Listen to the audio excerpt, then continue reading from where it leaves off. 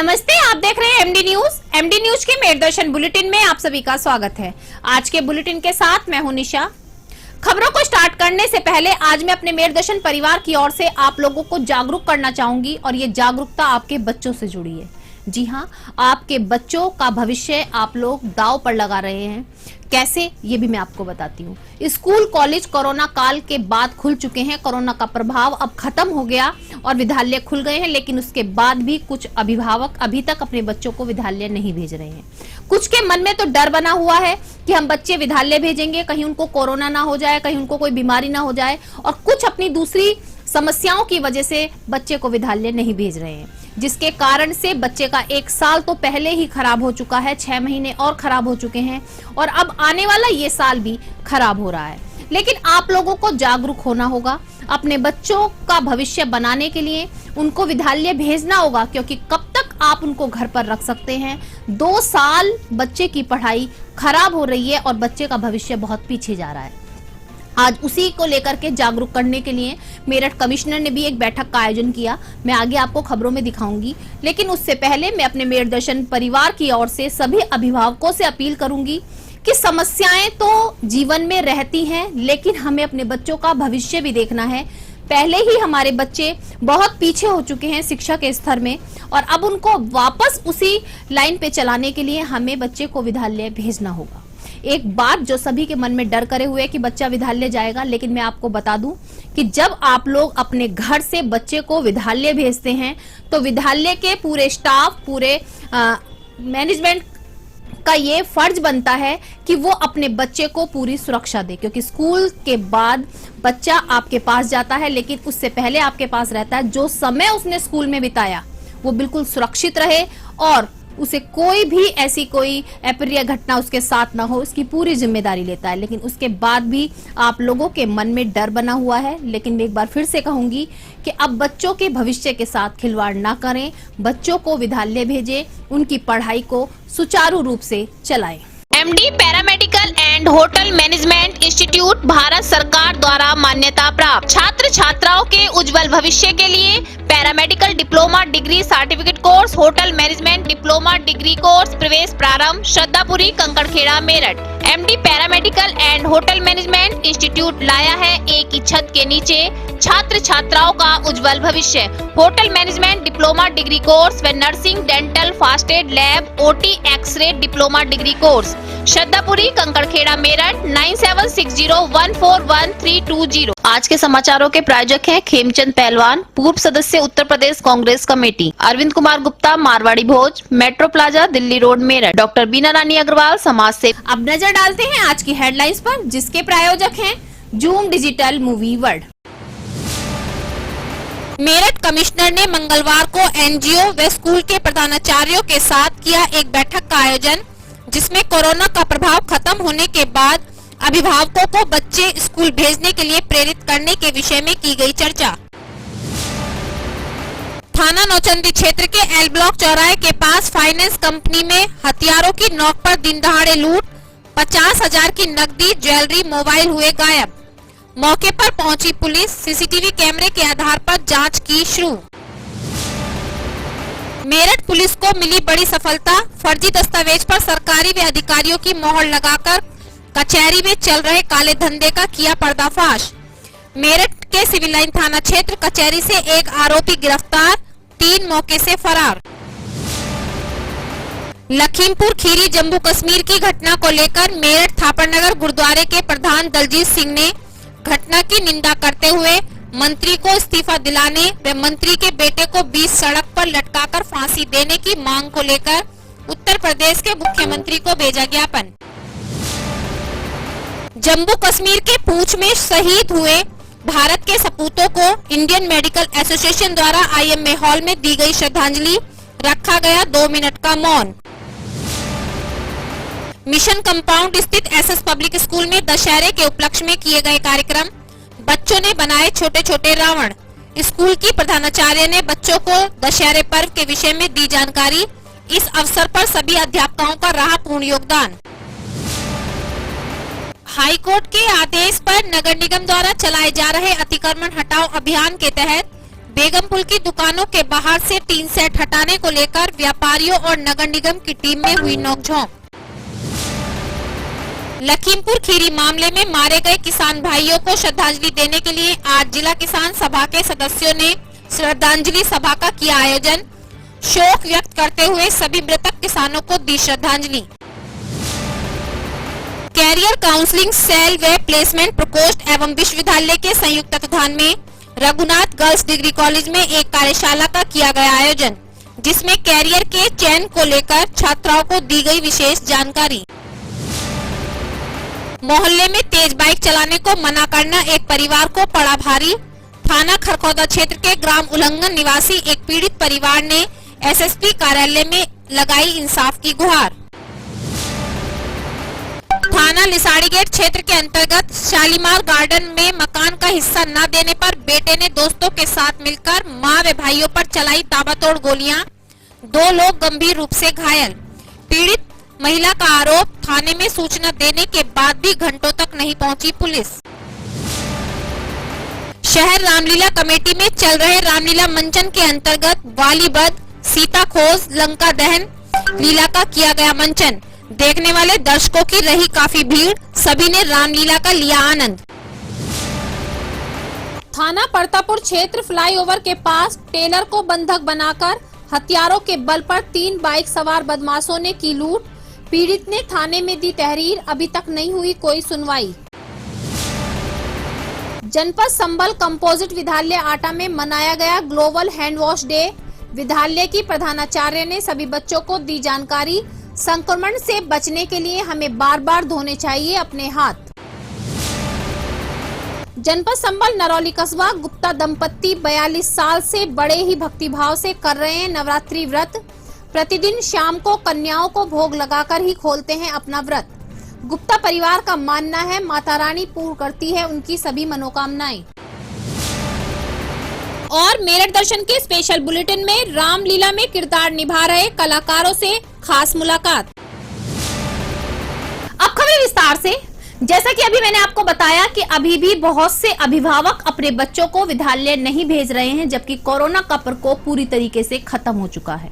दूसरी ओर बच्चों के लिए वैक्सीनेशन भी आ चुका है और बच्चों का वैक्सीनेशन बहुत जल्दी शुरू होने वाला है, लेकिन उसके बाद भी अभिभावकों के मन में डर बना हुआ है। उसी को लेकर के आज मेरठ कमिश्नर ने एनजीओ और सभी स्कूलों के प्रधानाचार्यों के साथ एक बैठक का आयोजन किया, जिसमें उन्होंने एक विचार रखे और चर्चा की कि किस तरीके से अभिभावकों को जागरूक किया जाए कि वो अपने बच्चे विद्यालय भेजें, क्योंकि बच्चे विद्यालय आएंगे तभी उनकी पढ़ाई सुचारू रूप से चल सकेगी।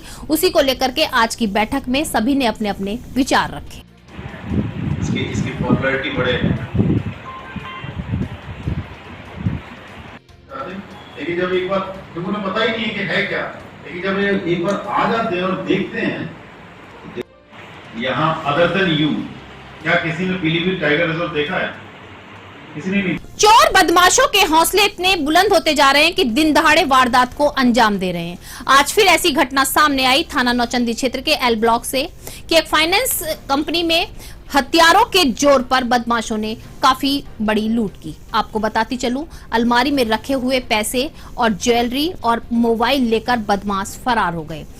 आवाज नहीं निकालने दी, शोर नहीं मचाने दिया, जान से मारने की धमकी दी मालिक को, लेकिन जैसे ही बदमाश फरार हुए, मालिक ने शोर मचाया, पुलिस को सूचना दी। मौके पर पुलिस पहुंची और आसपास में लगे सीसीटीवी कैमरे के आधार पर पुलिस जांच में लग चुकी है।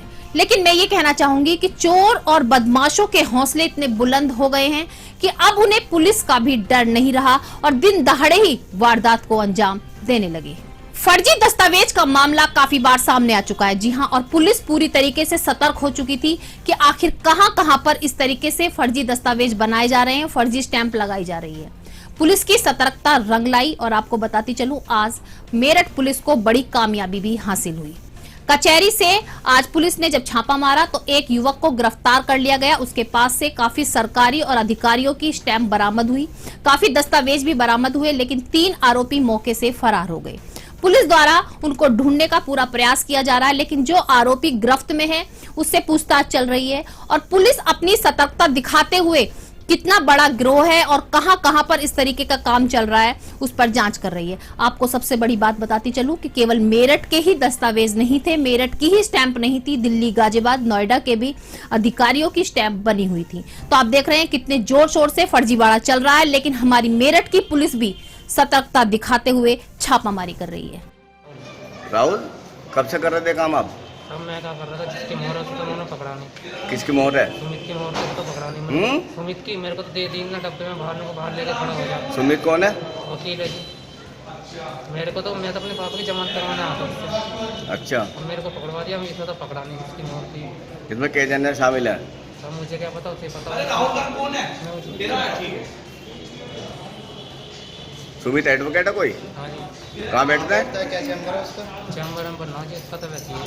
तो तूने डिब्बा क्यों पकड़ रखा था भाई? जमानत करवाने आया था ना मैं इससे अपने पापा की, उनके सामान पकड़ ले, मैंने फैला दे। अच्छा, पापा की गाय की जमानत थी? झगड़ा हो गया था हमारा। सर, एक फर्जी मोहरों का मामला सामने नजर आया, कौन से थाने का मामला और इसमें क्या कार्रवाई की गई? देखिए, थाना सिविल लाइन्स का ये बहुत ही लाभ जमानतों का एक गिरोह बनाकर फर्जी जमानती पेश करके या फर्जी जो मोहरें हैं, कूट रचित मोहरें, उनको लगा करके किया जा रहा है। ये कदम से बनाया गया है, इसमें वोट केंद्रित करके इसमें कार्रवाई की गई। सर, कितने लोग गिरफ्तार किए गए हैं, कितने अभी फरार हैं इसमें? इसमें एक व्यक्ति पहले गिरफ्तार हुआ था और शेष, चूँकि मैंने आपको बताया कि नेटवर्क इसका धीरे धीरे हम उसकी खुलासा करेंगे, तो जैसे जैसे साक्ष्य आता जाएगा उसकी तरफ में और बढ़ता रहेगा। दशहरे पर्व की तैयारियां पूरे मेरठ शहर में बहुत जोर शोर से चल रही है। जी हां, दशहरे के मेले की तैयारियां भी काफी जगहों पर बहुत अच्छे से चल रही हैं, जिसको लेकर के आज भूमि पूजन किया गया। मैं आपको बताती चलूं, कल मैंने आपको रावण दिखाया था कसेरू खेड़ा में कि किस तरीके से सभी क्षेत्रवासी मिलकर रावण को बना रहे हैं और 100 साल से चली आ रही प्रथा को कायम रखे हुए हैं। आज मैं आपको बताती चलूं, दशहरे वाले दिन जो मेला लगाया जाता है उसको लेकर के आज पूरी कमेटी द्वारा भूमि पूजन किया गया। भूमि पूजन पूरे विधि विधान के साथ किया गया, जिसमें सभी का पूर्ण योगदान रहा और मेले की तैयारियां पूरे जोर शोर से की जा रही हैं। धर्म की अधर्म का प्राणियों में सद्भावना हो, देश का कल्याण हो। ओम हर हर महादेव।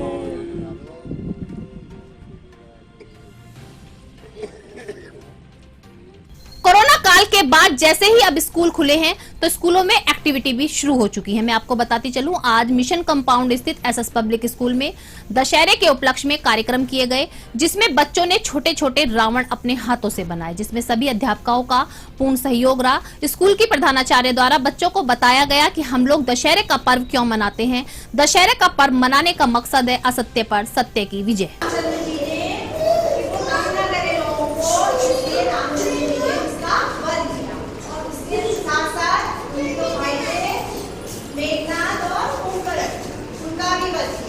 और हर साल हम रावण, मेघनाद और कुंभकर्ण इन तीनों को जलाते हैं ना। तीनों को इसलिए जलाते हैं ताकि बुराई हमारे दिल से खत्म हो जाए। हाँ, लोगों के दिलों से बुराई खत्म हो जाए और अच्छाई। रावण का वध किसने किया था? राम जी ने। क्यों आया था? हाँ, सीता माता को ले। ये जो रावण हमने बनाया है, ये बुराई का प्रतीक है। और बुराई क्या क्या होती है? जैसे झूठ बोलना, चोरी करना, दूसरों को सताना, मारना, पीटना। हमारे अंदर की ये जो बुराई है, इन्हें भी खत्म करना।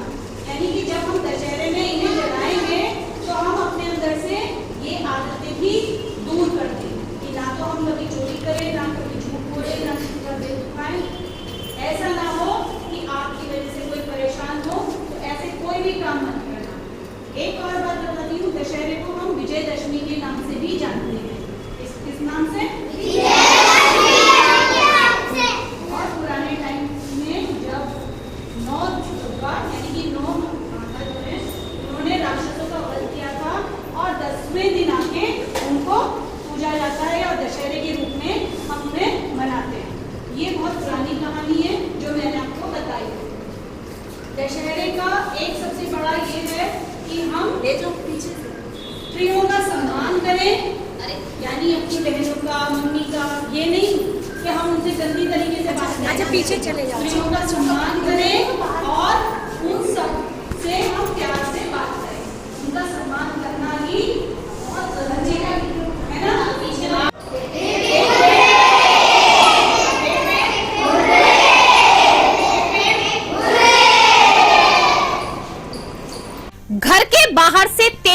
बाइक ले जाने को मना करना एक परिवार को भारी पड़ा।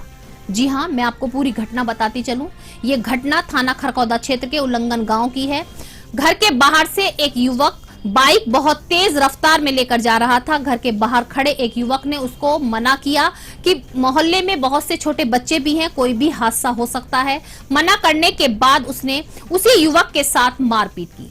दूसरी बात, मारपीट तक बात खत्म नहीं होती। बात को समझाने के बाद परिवारजनों द्वारा बात खत्म कर दी जाती है, लेकिन फिर थोड़ी देर के बाद वापसी झगड़ा स्टार्ट हो जाता है और आपस में इतनी मारपीट की जाती है कि जिसको बाइक के लिए रोका गया था वो काफी लोगों के साथ, परिवारजनों के साथ मारपीट कर रहा था। जी हां, मारपीट के दौरान परिवार के काफी लोगों को चोट भी आई, यहां तक कि महिलाओं को भी काफी चोट आई है। क्या नियमों को याद दिलाना गुनाह है? आज उसी के इंसाफ के लिए आज पूरा परिवार एसएसपी कार्यालय पहुंचा और इंसाफ की गुहार लगाई कि हमने केवल बाइक को तेज रफ्तार से कम ले जाने के लिए बोला था, लेकिन उसका कहना ही इतना भारी पड़ा कि पूरा परिवार खूनम खून है। के साथ जो मारपीट आई है, इसकी कोई वीडियो है आपके पास? हाँ, वीडियो है मेरे पास में, थोड़ी सी वीडियो है बनी हुई उसकी, मैं आपको दिखा दूंगा, मैं आपको भेज दूंगा वो वीडियो। तो सर मैं तो ये है कि आज तक कोई बदतमीजी हम लोगों ने नहीं करी है, फिर भी वो हमसे पता नहीं क्या दुश्मनी निकालने, ये समझ में नहीं आ रहा। बस ये है, हम तो वहाँ से घर वर बेच के अपना सर वहाँ से चले जाएंगे, क्योंकि अभी भी वो लोग धमकी दे रहे हैं, बार बार वो लोग धमकी दे रहे हैं।